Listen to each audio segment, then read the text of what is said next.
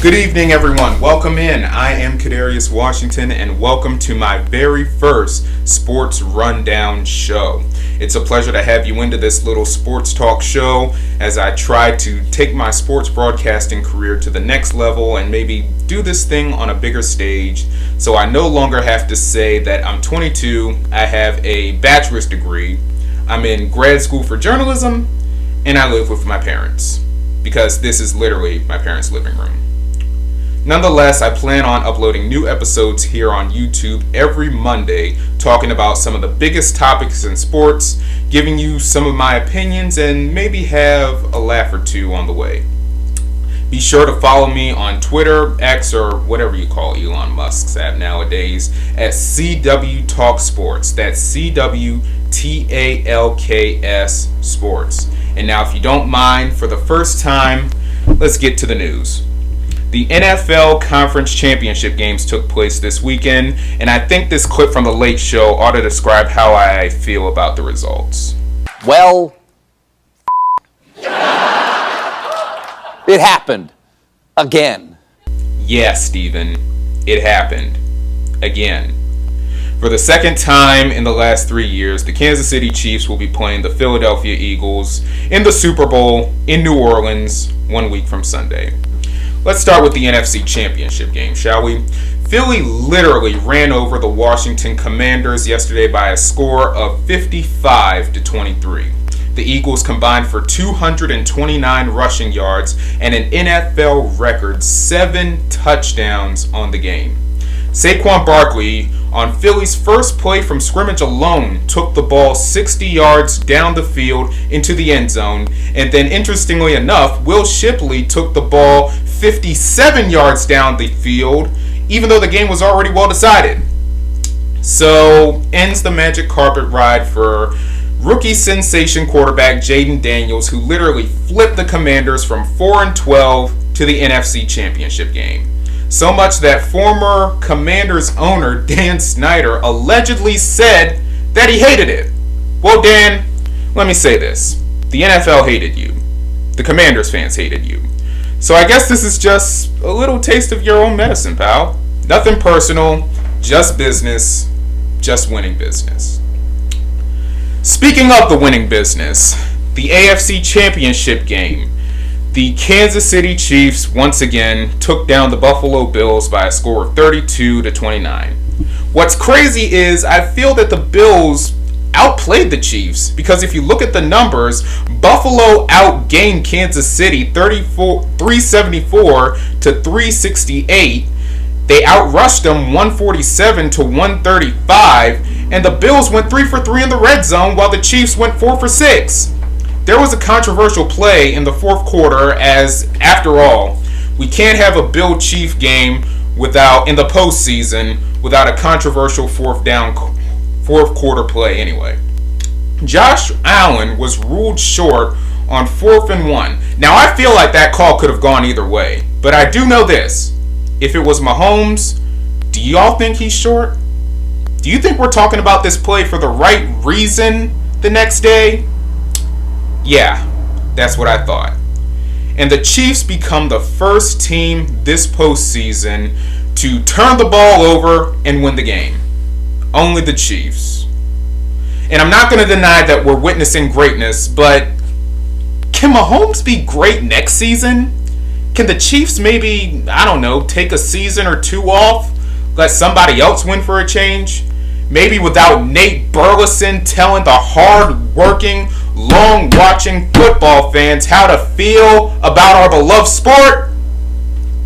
Nonetheless, Kelce's and Swifties rejoice. You got the matchup you wanted, and the rest of America didn't. Alright, next I want to talk about this head coaching carousel. Usually I say once the games are over in the NFL, the drama usually begins.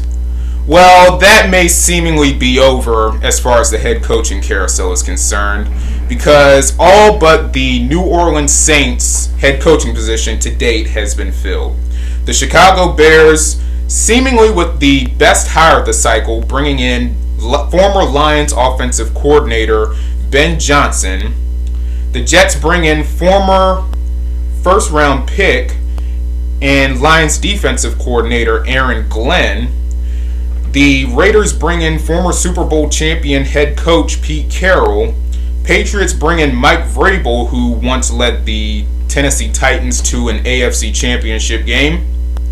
The Jaguars bring in Liam Cohen after reneging from becoming the highest paid offensive coordinator in the league for Tampa Bay. And the Dallas Cowboys. I mean, do we even know what they're doing anymore? Does anyone know what Jerry... Does anybody know that Jerry's running a football team? Better yet, what does Steven and Jerry Jr. even do? Now listen, I've heard a lot of dialogue about Brian Schottenheimer and Schotty ruined Christmas and all the things he did as Jets offensive coordinator. All I gotta say is, let's just wait and see. I mean, I've been wrong about quite a few things in the sports world. I mean, after all, it is the name of the game as sportscasters. Because many other sportscasters get things wrong. That's the sports business. But maybe this is a disastrous hire, or it may be one of those glory hole days that Jared was talking about. Look it up. As a matter of fact, if you're a kid, don't look it up. Jimmy, put that phone down. Put it down. Alright, let's get to the Australian Open. The first tennis major came to an end. This first tennis major of the year came to an end. Jannik Sinner took home the men's title, while Madison Keys took home the women's title. Although we may be considering Jannik Sinner to be the new king of the hard court, how about Madison Keys, man? I love me some Maddie Keys. I've been a fan of hers for a minute, and I'm a fan of Aryna Sabalenka, but that was not a good look at the end of the match, how she reacted to that loss. I mean, pulling a Daniil Medvedev and smashing her racket, only thing was he did that mid-match and damaged the camera. Now listen, I understand losing a match that you were heavily favored in, and if we're being honest, she probably should have won that match. But still, just like how we ask people to win with class, there is such a thing as losing with class. Alright, let's get to this NBA rundown. It's official, my Boston Celtics are weird. Just a season removed from being crowned the kings of the basketball world. Yeah, Noah Lyles. World. You have your worlds and we have ours. But anyway, the Boston Celtics have had a bit of a roller coaster week.